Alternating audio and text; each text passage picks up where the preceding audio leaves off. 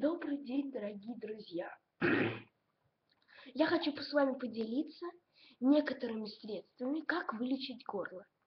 Я вам искренне рекомендую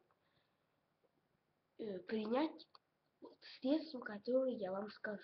Первое.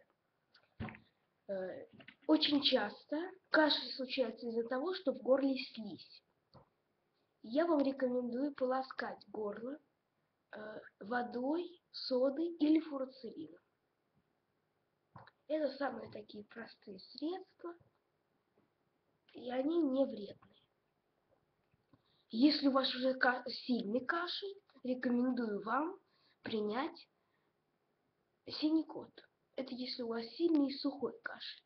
Также есть еще очень много средств, там Бробены, Доктор Мом, так далее, так далее, так далее.